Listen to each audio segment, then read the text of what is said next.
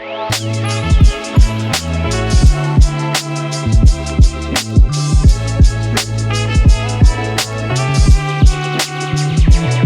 man, Bro. Creekside. This is we've wanted to start a podcast here since we've opened. Yeah. And it wasn't until Omar texted me and said, I'm going to be in Cincinnati, that I said, we are doing this thing. And so, you know what? We're doing it, Omar. Brother. It's been way too long. Oh, my God. I love the invitation, man. I appreciate you. I'm so glad you're having here. Me over, man. This is the perfect first episode. And I'm sure we're going to cover a lot of our excursions over the years that me and you've had together, and a lot of the cool projects we've done. But before all of that, the people need to know about Omar de Frias, Fratello Cigars. Mm-hmm. How did that come to be? And give us a little bit of the background there on you and on your business. David, let me tell you this first. I love hanging out with you again, spending some time with you. You're a good friend of mine, and we've done this so many times, with so many projects, so many cool stuff. So it's an honor to just be here and hanging out with you. So I appreciate the invitation. So a little bit about Fratello. For all of you guys that don't know, my name is Omar de Frias, and I started Fratello in 2013. It's so much cooler when you say your name. It's the whole Omar de Frias. Sometimes I say Omar in like a normal environment. I just tell people, hey, what's your name? Omar. What? Omar. Oh, Omar. Omar. And that. So I don't know, man. It just goes crazy. But nah, man. I started Fratello Cigars in 2013. A little bit of my background. This is something that I kind of stumbled into when it comes to cigars. I've been smoking cigars since I was like 17 years old. From the Dominican Republic, tobacco country. Yep. Go DR. And but my career kind of took a different path. I ended up accepting a job offering at NASA in 2004 after I graduated from my master in business in Puerto Rico. And it was really cool, man, because I ended up being at the agency for about 12 years. My last job at NASA was I was managing a $5.2 billion budget for the science mission director at NASA headquarters. There's no other way that doesn't sound pretty cool, right? Yeah, like, NASA headquarters, science mission director. 5.2 billion. Billion. But I started I started Fratello because it was something that I was something very passionate about, right? I wanted to do something on my weekend so that I could, really enjoy myself. Not that I wasn't enjoying NASA, but at that point in my career, I wanted to do something that was very personal to me and something that I was very passionate about. So one of the things that that kind of like propelled me to that point was I got this, address by Steve Jobs in Stanford, where he said something that, David, you and I probably heard a gazillion times, but it is that moment in your life or that moment where you're sitting down when you hear it and it just everything kind of clicks, right? And he said that the only way to do great work in this life is to truly love what you do, right? Again, we talked about this, we've heard this 1,000 times, but at that moment it literally connected for me. And so I was like, you know what?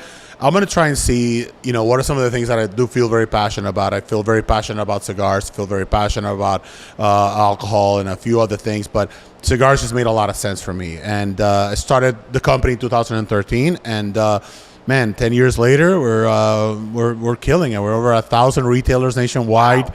32 countries. We just landed Taiwan.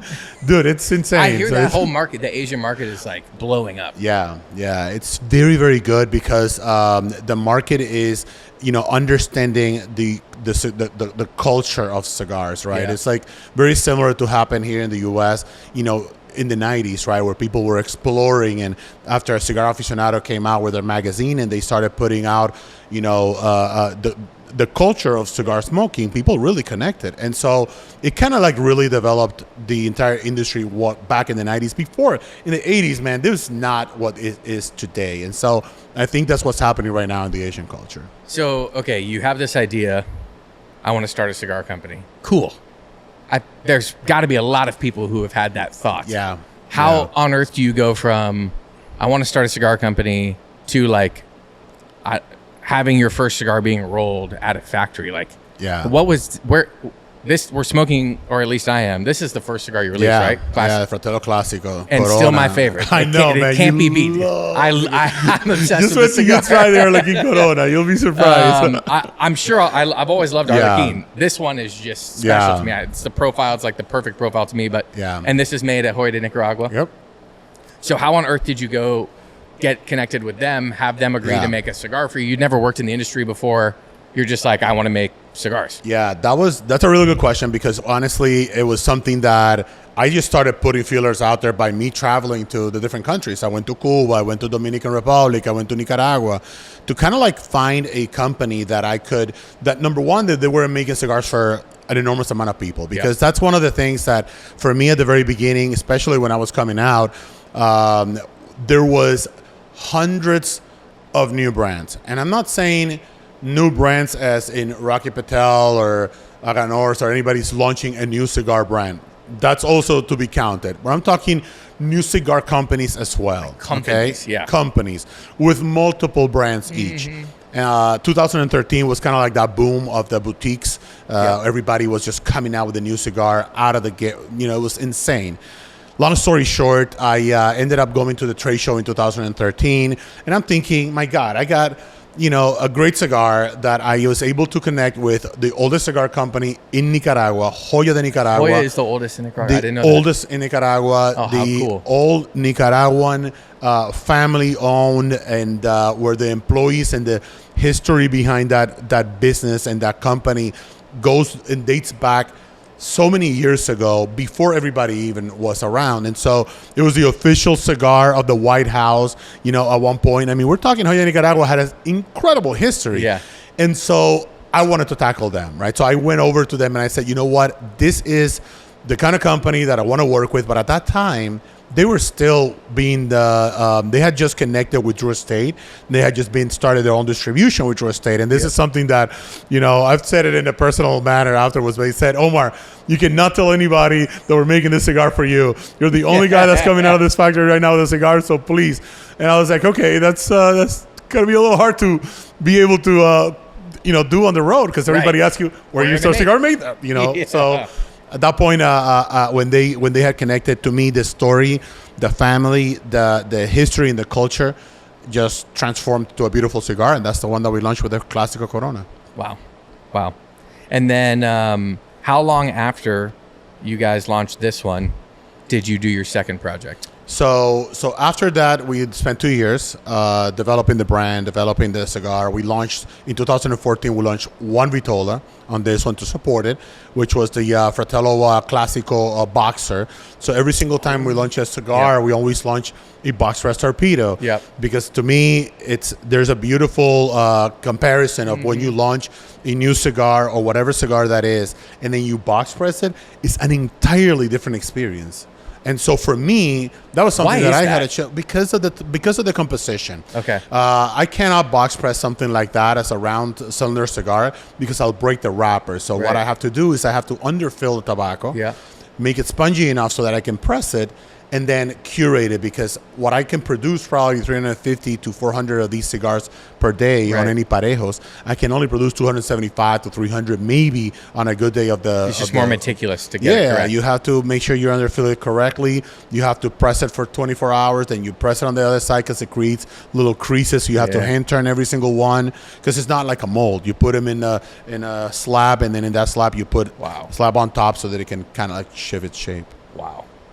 So what, in the vein of the start of Fratello and the cigars you launched, where do you draw, and this is something that to me is so interesting, and we talk a lot about creativity and whether it's through content or creativity through branding and cigars and packaging.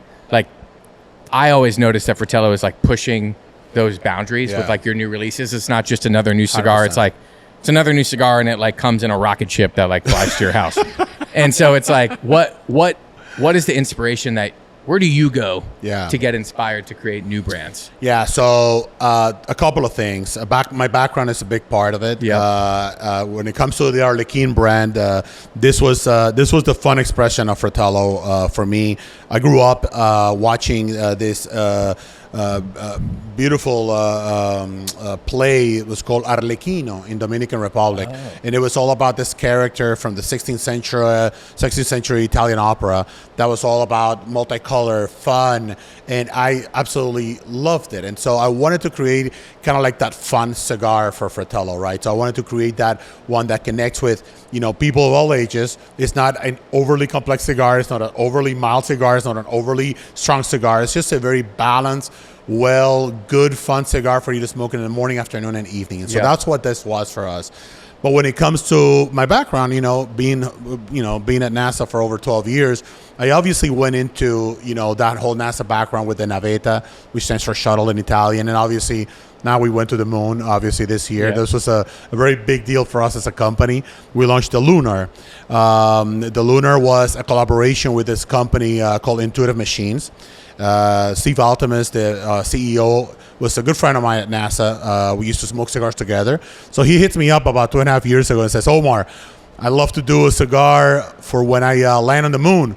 And I'm like, wait, what? You're landing on the moon? So, yeah, man, he's got the next 3 lunar lander contracts for the agency.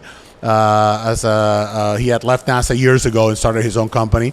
And he wanted to do something special for his people when he launched this beautiful ship, this beautiful lander into surface of the moon after 52 years. So I said, absolutely. So I created this cigar. It's called the Lunar. Comes packaged, obviously, in a beautiful capsule. It's basically all a 15-count cigar capsule. And then we created this beautiful humidor. We ended up landing number 3 best packaging of the year last year for Half Wheel. Oh, cool. And it was a huge success. I saw the Lunar. Yeah. And I was like, this is like one of my favorite releases here. So I wasn't surprised when I saw the Half Wheel praise for it. And then he asked me the question, the silliest question in the world. Hey, Omar, man, I love this cigar so much. I love what you did with the capsule. This is Steve Altemus, CEO. Okay. And he said, do you mind if I put your logo on the actual capsule that's going to land on the moon? And I'm like, wait, what? Do I mind? No, please. Can you please do this right now? Thank you so much. David, we took so much great content out of it. You guys can look it up on our website. We got the information about it, and the launch was incredible. We got I don't know how many companies can say that they landed something that they created on the surface of the moon, and feel the incredible pride that we did with that launch. After 52 years, the U.S. came back. Wow. That's impressive. So I was very happy. That is a really cool, full circle moment for you. Yeah, I'm sure. 100%, man. When I saw that launch, dude, I got so emotional because there was so much hardship after I left NASA in 2016, right? I did Fratello I've been doing Fratello for about 10 years, and ever since I launched, man, the sacrifices, the being on the road, the waking up in Oklahoma City thinking you're in Tulsa, and 6 o'clock in the morning, 5 o'clock in the morning flights, nonstop for 10, 11 years, and then seeing how that moment when I left the agency to do cigars full time, and then seeing that rocket launch, man, out of that pad, it was incredible, surreal. That's a special moment for sure. Yeah. I feel like that's something that I think from the outside looks so glamorous. Like people are like, I want to be a cigar rep, or I want to be a cigar brand owner, and we also love when brand owners and reps come into our shop, right, to do events and tell the stories of the brands. But we see them once, and it's like, oh yeah, they came out to see us. It's like, no, they're out every week. Oh my god, in multiple states. We were literally just talking about that last night with another friend of mine, and it was cigar reps are probably the most worst paid, harder worked people on the face of this earth. They got one boss that's pressuring them to go here and go there, and then they got 120, 150 bosses on top of that they got to please, and they got to make sure that they can do a good job for them. Yeah. And 7 states. We're not talking like we're selling roofs. We could probably sell roofs. They could probably make more money here in Ohio in one county than they could. It is selling roofs. So it's kind of boring. It's just a little bit better. Yeah, it's a lot bit better. But yeah, it's not just all the glamour, I think, that you perceive it to be. Mm-hmm. All right, you talked about Lunar, which was a cool launch. There's 2 other paths I want to go here. Yeah. That will take plenty of time, so I'm not ending this. But one of them is Fratello beer. Yeah, man. Are you still doing that? Still doing the beer, man. Okay, so still tell me. doing the beer. Let's talk about that. So I'm a nut for pairings. I have a YouTube channel called Imperfect Pairings that we're reactivating. We're doing a couple of new things now, finally, because I do miss it a lot. I do miss the content aspect, the connecting aspect with the people that see it. We had a great following, but then, you know, it is tobacco and it is a regulated industry, especially when it comes to YouTube and Facebook and all these different things. And so kind of drew me away, but I'm very passionate about pairings. And so we were one of the very first cigar companies to ever create a cigar, to create a beer that paired specifically with a cigar. Yeah. So if you look at the can of Fratello beer, which right now is only being distributed in the DC, Maryland, and Virginia market. Okay. But we got great partners. We got Total Wine that picked up the beer. We got a beautiful distribution in Maryland with at least 35, 40 different retailers that carry our beer. And some of these places actually have cigar stores as well. So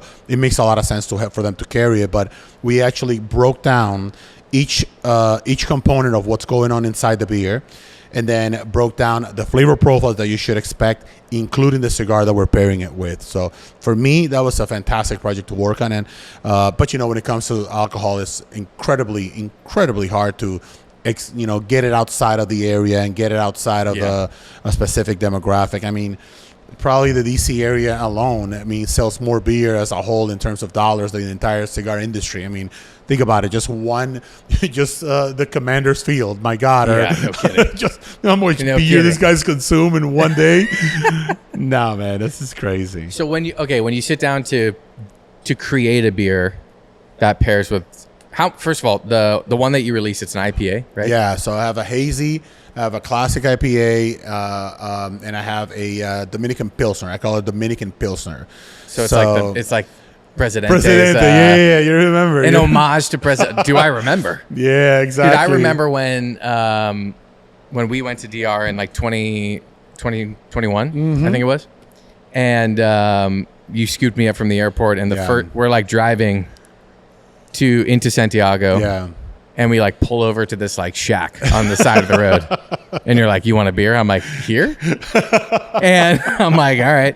And that's just the perks of having like a 6'9" bodyguard with you at all 100%. Times. It's like nothing's gonna happen. Nobody's messing with me. Nobody's messing with me. And I've never had a colder beer in my life. Yeah, remember, like they would take it was in this like ice watered vats. Yeah, they'd take the beer out, and then they'd like take the napkins or something, and they'd like rub the beer, and then all of a sudden it would like ice over, and then they'd pour it in. Yeah, we call it vestida de novia. When you get that out, it literally looks like it's like frosted all over. Yes, and you're like, this is gonna be basically like some sort of like slushy. Icy slushy. Yeah, and then all of a sudden you're like drinking. It's just like heaven on earth.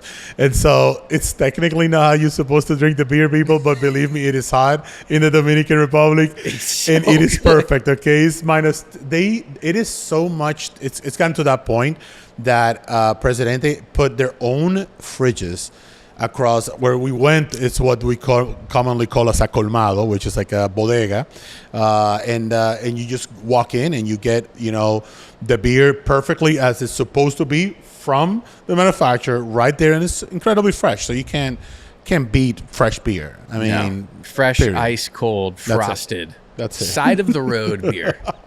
It's like one of my favorite like beer memories. If you 100%. have like beer, I'm like, this is the best beer I've ever had in my life. Was that Presidente? You're like, here? It's like, yeah, awesome. Man, you'll see.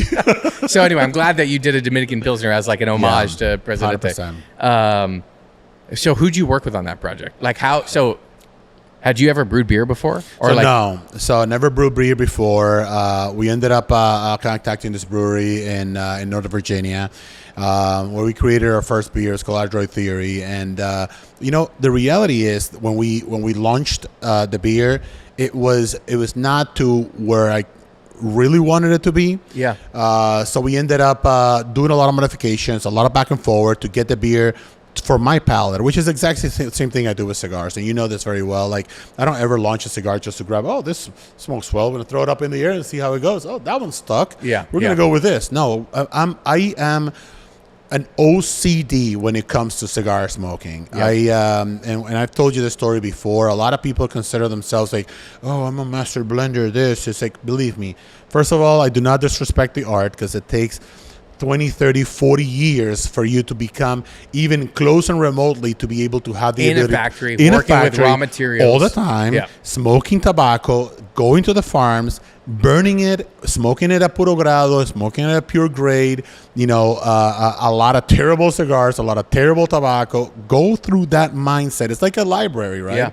So when you're putting together a cigar, you have to be very clear about the expectations of what you want, so that whoever it is that you're working with, in the case of me, working with Joya de Nicaragua, or in the case of Fratello, working also with La Aurora, it's just the two oldest cigar factories, you cannot beat that library. No. Okay? You cannot beat the tobacco that you're getting out of there, man. It's and that's kind of like the struggle that a lot of companies go through as they're putting together a cigar, David, to know where are you backing it up with. Yep. Are you backing it up with inventory? Because if you are doing this for a long-term project, you better be connecting with the right manufacturer that's going to have that product available for you on the long term. I've always appreciated most about cigars and cigar brands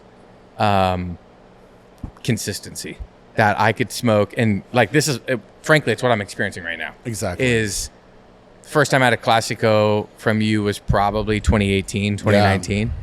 It tastes exactly the same today in 2024. Thank you. And I'm sure this isn't the 2019 production. 100% not. And for the longest time working in cigars, I've always said, like, the most impressive thing to me is when a cigar tastes the same years away from it. With new productions. When it's new crops and new tobacco or they were planning ahead and they stored it. So how do you do that? How do you make it taste the same? Inventory. That's the only way in relationship with the suppliers. This is where your supply chain background comes in. 100%, man. When you're connecting with the Plasencia family that produces a lot of tobacco, Oliva Tobacco Company, which is not to be confused with Oliva Cigar, ASP, all of these different companies that have great raw materials, and then you build a relationship with these people. This is what I always struggle sometimes with, like brands that are coming into the market. So make sure that you know where your tobacco is coming from. Make sure that you are constantly. That's why I respect, for example, Dion from Ilusion a lot. Man, you cannot mess with Dion stuff, because he is anal about his tobacco and the way he puts together and the blends and how he curates it, and how he's there all the time in the factory, making sure that your tobacco is consistent and that you're building upon that relationship. Yep. Because it's not just like, hey, let me get another reorder for this. It's like, no, let me see how everything happened in the crop from 2022 and see how it's smoking right now for what's going to happen in 2025. Because it takes 3-4 years for us to go from seed to you actually smoking a premium cigar. Yeah, it's almost like, and this is a question because I don't know the answer to this, and I think you probably do, but like, if you have a blend that you've been making for years, year over year, when you're going to do a new production of it, are you just taking like, okay, let's say, the filler, one of the fillers has always been Corojo seed from Jalapa, Nicaragua. 100%. Are you always using a Corojo seed from Jalapa, Nicaragua, or are you making sure that the profile tastes like it always has? And maybe it's you go to a different region to get that profile in 2023 that you didn't go to in 2013 because it tastes different. So a combination of those two things do happen. Yeah. Right. So for it to remain consistent, those are the two first parts. And the reason that the supplier relationship is so critical is because at the end of the day, when you're looking at that guy back and saying, hey, man, we're talking about, this is the priming that we're talking about for this particular wrapper. Yep. This is the priming, and this is the region where I get this tobacco from.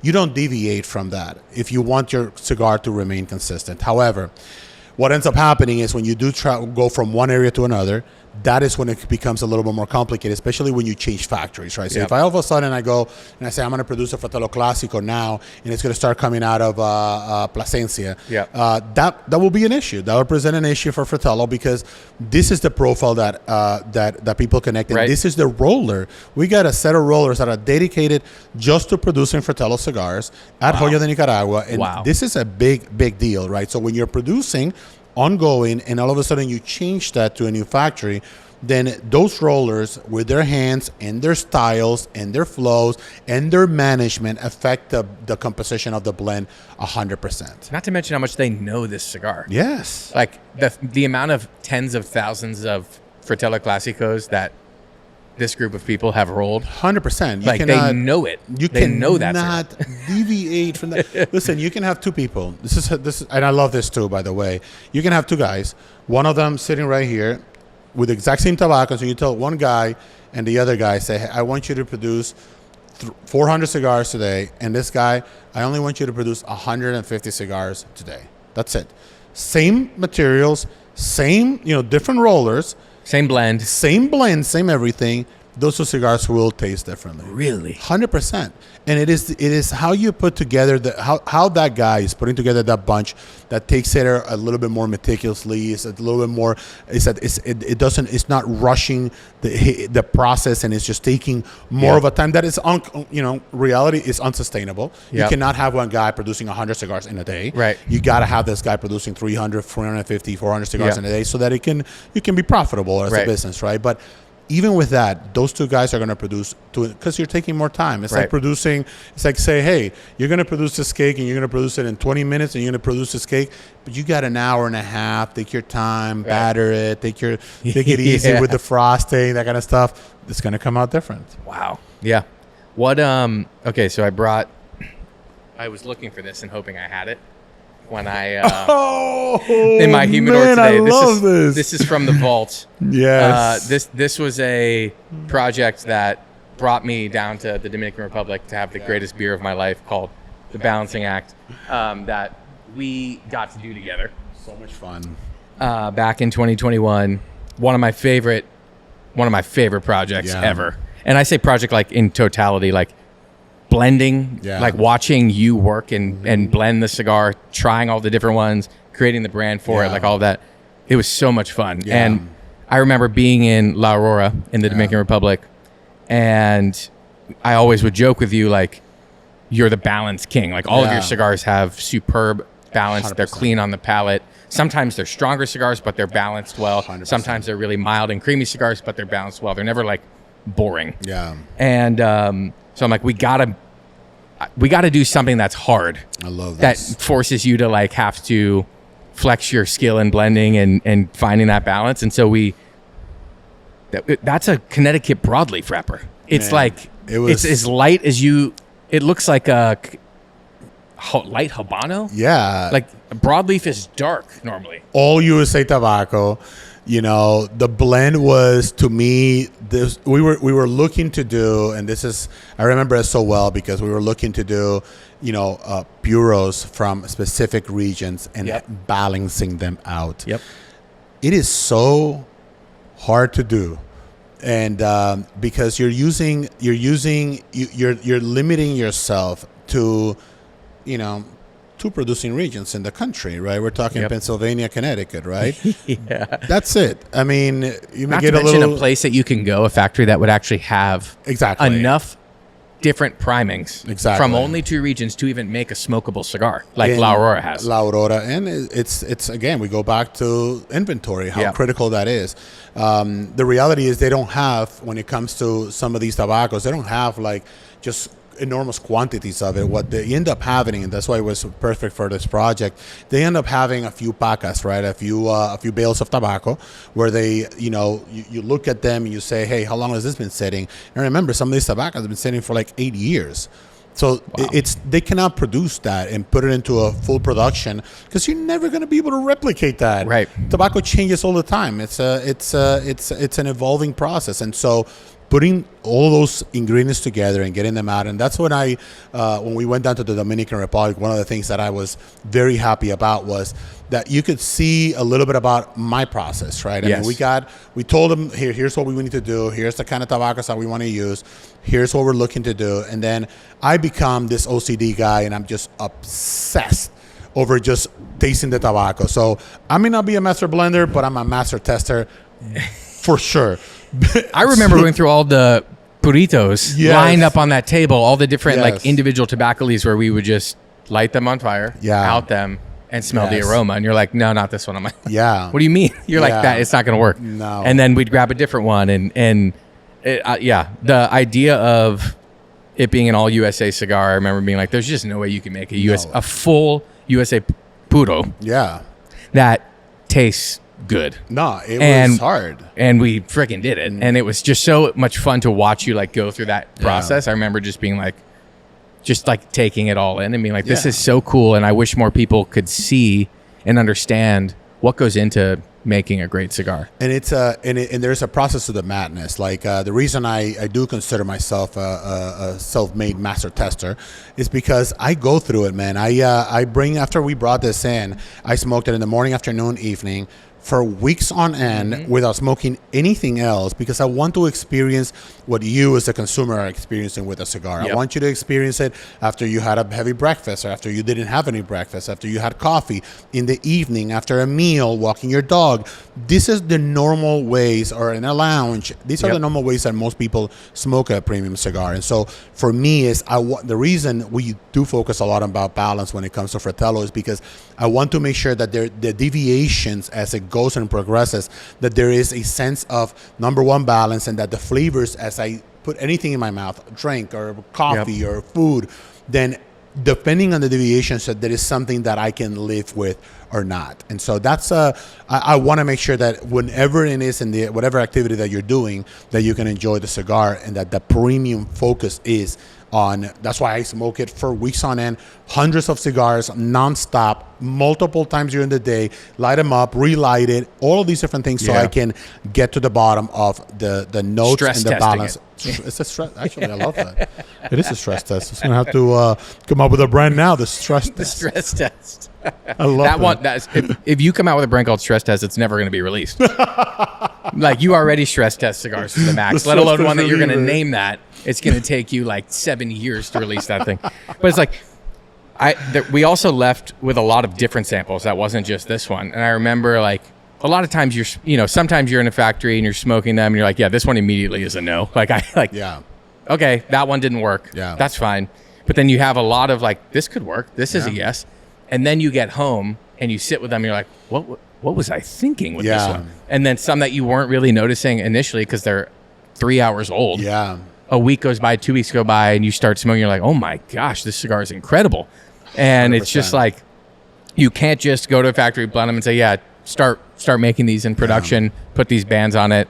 Like, you don't know what that cigar is going to become. I mean, some people may do it, man, but it ain't gonna be me. I'm gonna if we're gonna put the Fratello name on it, it's got to be balanced, and the flavor has to be unique. Every company, I always think, has a particular identity to them. Joya Nicaragua, the Nicaraguan connection, the connection with the soil, the robustness, the in-your-face flavor, the darkness about those blends, to me is very unique. Versus in La Aurora, I already know what I'm working with. I work with a variety of different flavor notes and different flavor profiles that I can expand upon way more than I can with Joya de Nicaragua. Not because I don't have the tobacco, but because of the culture itself. Right? Is how does your cigar making and products that you're putting out connect also with the factory? It's like business management, right? Like, not everybody's going to fit the culture in your business, right? And so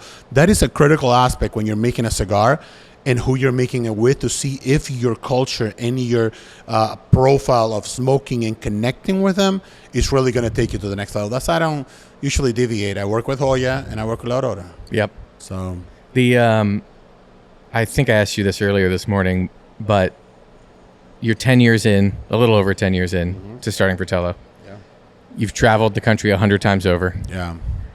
What makes you still excited about owning a cigar brand?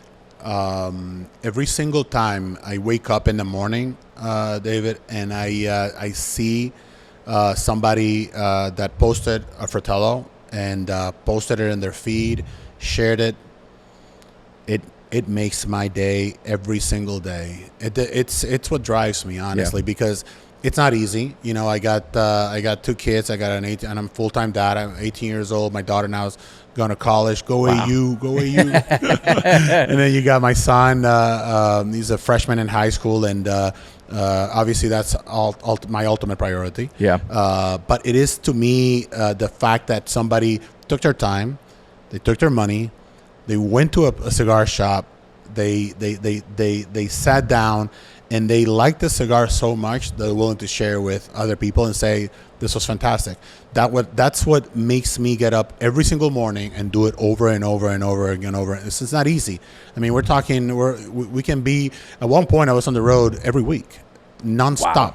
I mean, now we're in 33 countries now, and it's the expansion of our brand international. I have to spend a month in Europe, David, a full month, and now we spend it in the Middle East. We're doing business in the Dubai duty free. We're doing business in Qatar, Saudi Arabia. These places, man, they require some time for you to go around and do these kinds of things as well. So we have I've been very fortunate to have a very robust team. I got Jennifer True now as our VP of Marketing and Operations. We got cool.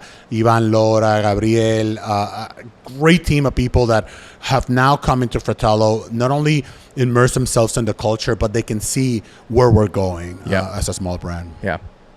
Yeah, that's awesome. And it's got to be cool too, the creator side of you, right? Yeah. The creative, if you will, that is putting all of these products together, whether it's the cigar itself, the packaging, the brand that you've built over a decade. Like, I get seeing that in someone else's hands, like them enjoying it. Oof. And it's like, man, that's why I did this, you know? That's it. And I think that's so cool. And it's cool to see that is still what's driving you to produce great cigars and to be a part of this industry. I know back when we worked a lot together, when I was at the online company, we had a lot of awesome trips, a lot of cool brands that we built together. So but then also I got to watch people enjoy smoking all the cigars that you make on a regular basis. Yeah. Right? Whether it's Classico or Arlequin or Oro, I remember that being one of people's favorite Connecticut's of all time. Yeah, 100%. And so I'm so excited that now we're going to have that here at Creekside in the humidor, that all you guys are going to get to smoke all of these passion projects that Omar's put together. Hopefully we'll do some cool one-off projects as well. Let's do it. I want to bring those things back. I want to get in the kitchen again with Omar, the balance king. And so anyway, people will be able to try Fratello here at Creekside, and I hope one day they'll get a chance to meet you when you're back out here in Ohio and get to experience the hospitality that you bring everywhere you go and the knowledge that you bring. And anyway, I'm really looking forward to it. We're back, man. Omar. I love it. We're back. I'm not leaving. I'll see you later, buddy. Anyway, thank you for spending some time with us. I appreciate you, man. Always good to see you. Always the same, brother. All right, we're going to do more of these because this was a lot of fun. So thank you guys for watching. Thanks for being a part of what we're doing at Creekside. We'll see you next time on the Creekside Podcast. That's it. Peace.